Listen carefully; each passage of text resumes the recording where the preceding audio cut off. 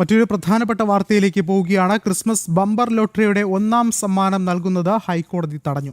എറണാകുളം പിറവം സ്വദേശിയുടെ ഹർജിയിലാണ് നിർണായകമായ നടപടി. സമ്മാനം ലഭിച്ച ടിക്കറ്റ് തന്റേതാണ് എന്നാണ് ഇദ്ദേഹത്തിന്റെ അവകാശവാദം. ഹർജി ഈ മാസം 27-ന് വീണ്ടും പരിഗണിക്കും. കൂടുതൽ വിവരങ്ങളുമായി രേഷ്മ ബാബു ചേർന്നുണ്ട്. രേഷ്മ, ഈ ഒരു സംഭവത്തിൽ എന്തൊക്കെയാണ് ഹൈക്കോടതിയുടെ നിരീക്ഷണം?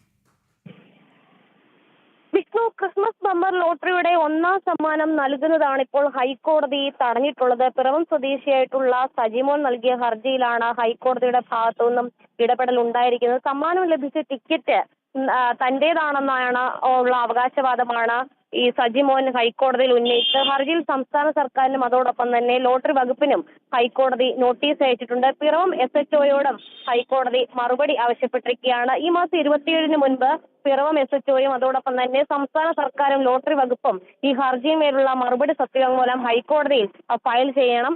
ഈ സമ്മാനത്തിന് അർഹമായിട്ടുള്ള ലോട്ടറി ടിക്കറ്റ് തന്റെ കയ്യിൽ നിന്ന് നഷ്ടമായെന്ന് ചൂണ്ടിക്കാണിച്ചുകൊണ്ടാണ് പിറവം സ്വദേശി പരാതി പോലീസിന് നൽകിയത്. അതോടൊപ്പം തന്നെ ഹൈക്കോടതിയിലും ഹർജി ഫയൽ ചെയ്തത്. എന്തായാലും പ്രാഥമികമായിട്ടുള്ള നടപടി എന്നുള്ള രീതിയിലാണ് ഈ ലോട്ടറിയുടെ ഒന്നാം സമ്മാനം നൽകുന്നത് ഹൈക്കോടതി താൽക്കാലികമായിട്ട് തടഞ്ഞിട്ടുള്ളത്. ശരി, രേഷ്മയാണ് വിവരങ്ങൾ നൽകിയത്. ഇനി നോക്കാം തെരഞ്ഞെടുപ്പ് അംഗം.